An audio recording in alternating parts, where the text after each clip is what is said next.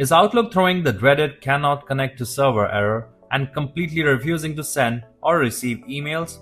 This error can be caused by internet connectivity problems, firewall blocking Outlook, incorrect server settings, or other issues.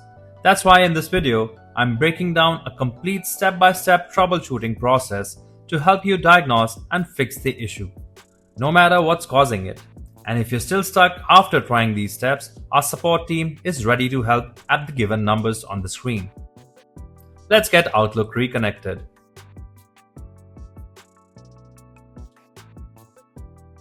Click on the search bar in your taskbar, type Services and open it.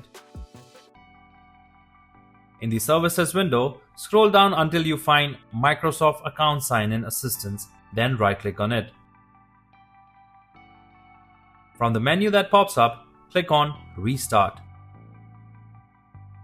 If the first solution is unable to fix your Outlook connection problem, then let's try the next solution. Also, if you're facing any other problem, please let us know in the comments. First, you should open the taskbar on your computer. You're on the Processes tab, then look for Outlook in the list.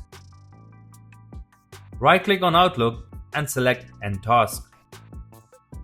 Now, reopen Outlook and see if the freezing issue is gone. If you found this video helpful, please give it a like and share it with others.